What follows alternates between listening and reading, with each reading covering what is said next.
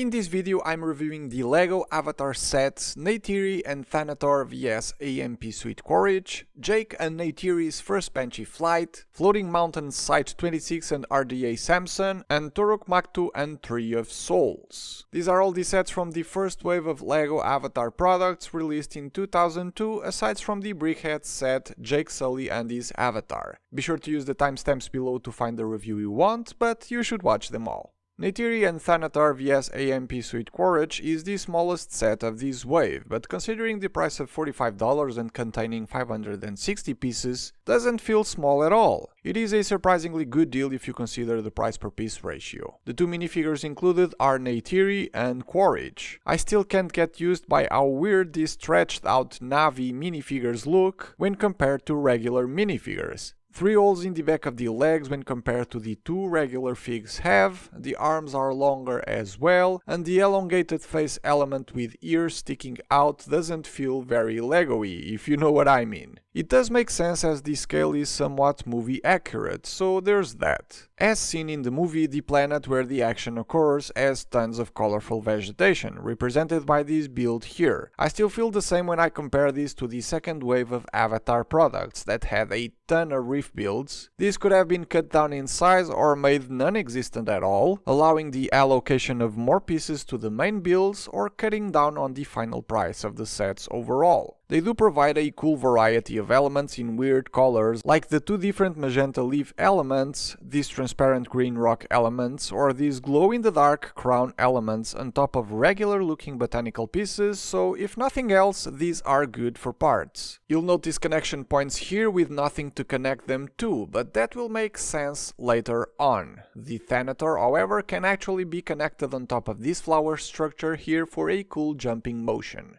It looks as deadly in LEGO as it did on screen, which says a lot about how well the creature was recreated in bricks. I still can't get over the weird 6-legged design, which sometimes makes it hard to find a right spot to have all 6 legs on the ground to display. The color scheme is mostly black and dark blue, and we can't really miss the big molded head elements. It's resting on a ball joint so it can be posed, and it is actually 2 separate elements allowing the jaw to open. I found it hard to do though, as there isn't a good grabbing point to open the mouth, so I had to use my fingernails, and the clutch is unusually strong with these elements.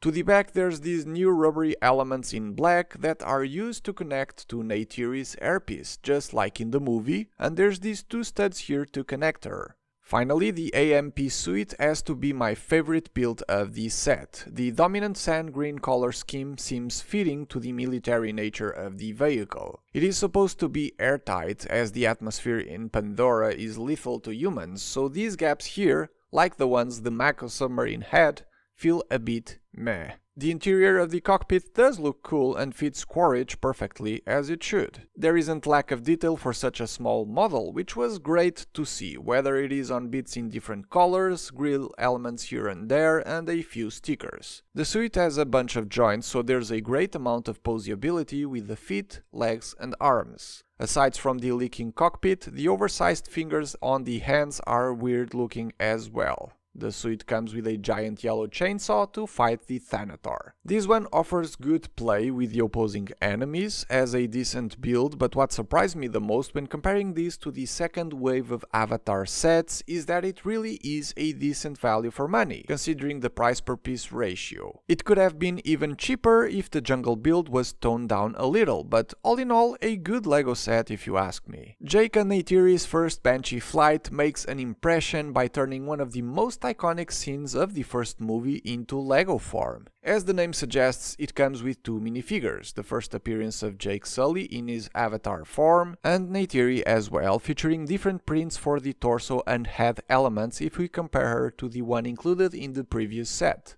The landscape this time around is based off of the Hallelujah floating mountains of Pandora, and I found it really clever how this element doubles up as support for the floating rocks, while also being a waterfall. It's a lot less colorful due to its rocky nature, but still has a few botanical elements going on, green pieces of grass, but my favorite detail has to be the glow-in-the-dark carrot elements. This one also has connection points like the jungle build from the previous set, so that you can connect the builds together to create a play area of sorts. I think this is very cool and gives these builds a nicer purpose than just being stands, like the reefs in the Avatar 2 sets. Now, the highlight of the set are the Banshees, these flying creatures of Pandora that can be connected to the rock builds like so for a cool display scene. You might be fooled into thinking that these are big builds, but they're actually not if you take the wings out. There's two sets of wings made with these plastic foils held onto the Banshee with a Technic frame of connectors attached to the body with click hinges to allow you posing the wings at different angles. The neck is also on click hinges and the head rests on a ball joint, allowing the new molded head element to be posed as well. Like the Thanator, features a lower jaw, which is this time around much easier to open,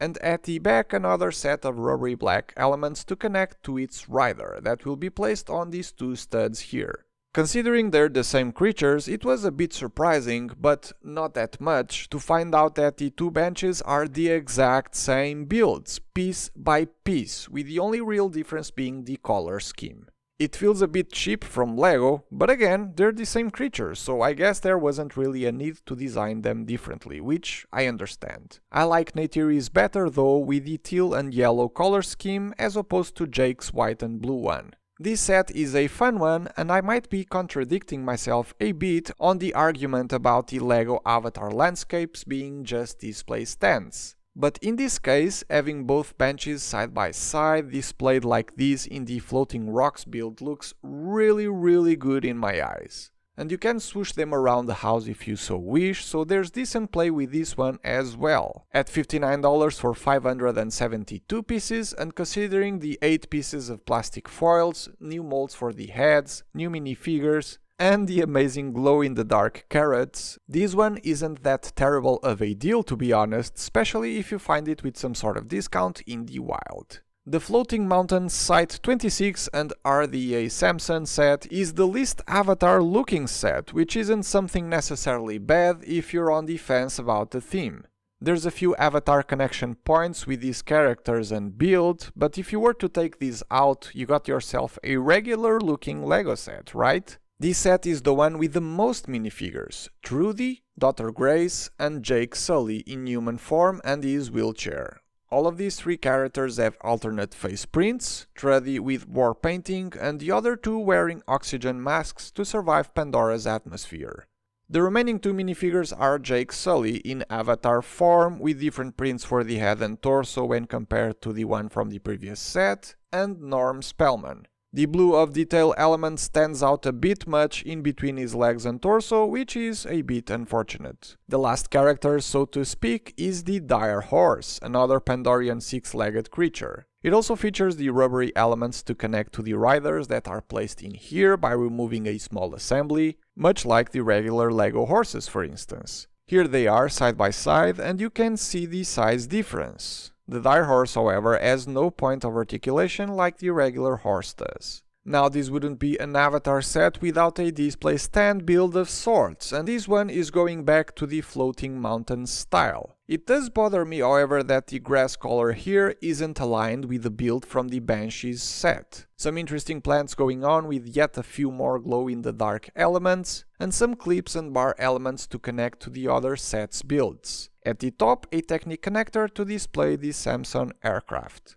I was surprised this wasn't made sand green as every other military vehicle of the theme, and instead went for a mostly dark grey color scheme. Opening the cockpit reveals the pilot area where Trudy sits or lies down from the looks of it. The windscreen element feels new and is printed, but these decorations at the top are stickers. The brick-built details at an angle give the craft an interesting look, and so do the twin rotors that can actually be tilted for some cool play. A regular minifigure can be somewhat standing here, but a Navi one needs to sit to fit.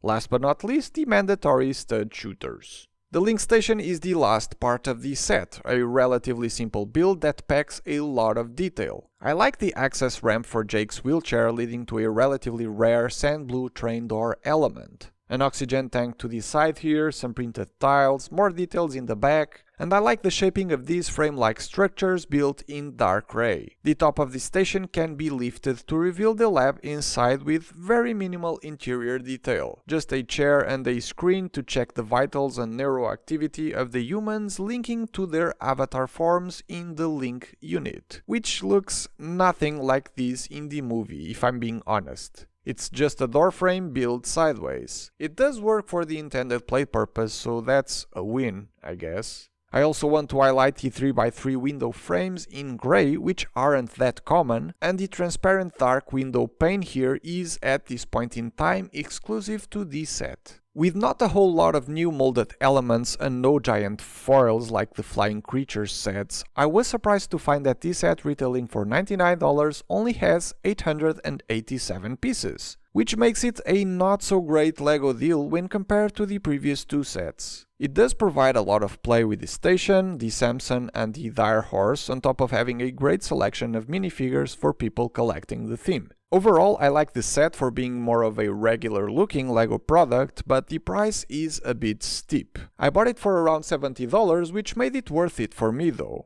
The biggest avatar set of them all is the Toruk Makto and the Tree of Souls, which represents the most popular location of the first Avatar movie and doubles up as one of the most interesting / weird looking LEGO builds of all time. The Tree of Souls is indeed a weird looking tree by human standards, considering the colors of the leaf elements at the top, the hanging transparent elements, and all of the dentist blue colored root-like elements of the base. It isn't particularly fun to build though due to high amounts of repetition in the bits I've just highlighted, and they bend a little bit over time, which looks nothing like the beautiful straight lines from the packaging. But then again, does represent the movie location quite well, all things considered, so kudos to the designer. If you strip this down of all of the weird colored elements and replace them with regular looking foliage, this might be a superb looking tree for your custom LEGO displays though. And I need to mention the glow in the dark elements at the base. There's 4 minifigures in here: Neytiri's mother Mohat, Neytiri herself, similar print to the one from the Banshee set but with a different face, Jake Sully in Toruk Makto form, and Tei. This one also has another dire horse. The stand/forest section of this set is the largest of them all, made out of 3 different parts that can be interchanged and connect to the ones from the other sets. It is however far more interesting than the others, with a bit more variety of vegetation, like these weird looking sand green plants, the magenta ones here with the glow-in-the-dark crown elements, a few more flowers here and there, and this giant one over here.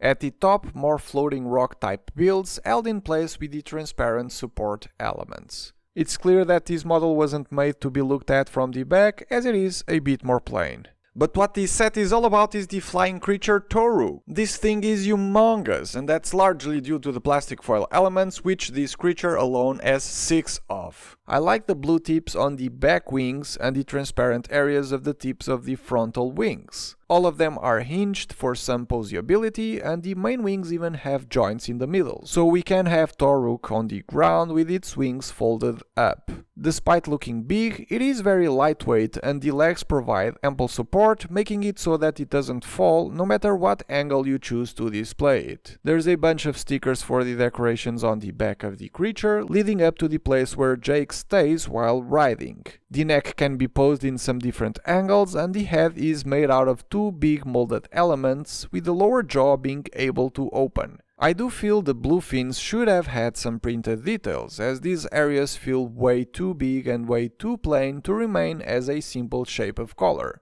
Something along the lines of what was done in the Tulkun head fin elements. There's a cross axle at the top of the floating rocks to display the Toruk in all its might. The set feels like it offers a lot. There's the minifigures and horse, there's the Tree of Souls, there's the big rock/forest build, and there's the Toruk. But the price tag of $150 makes it the worst value for money out of all the sets from this wave of products, and unfortunately more in line to the steep prices of the LEGO Avatar Way of the Water sets, so if you're thinking of paying full price, be aware of this. It seems that you would be able to find these with some discount though, as these LEGO sets have been released 13 years too late, right? It's interesting to think that even though these are kids sets, no kids with the age marking these sets have on the boxes or even born yet. There's definitely a lot of hype now with the Way of the Water movie, and 2 more movies on the pipeline should provide a lot of source material for more LEGO sets in the future. I'm just worried that pricing will kill this theme before we even get to the 3rd Avatar movie. Time will tell. If you're curious about the Way of the Water Avatar LEGO sets, be sure to watch my review on those and subscribe so you don't miss my next videos.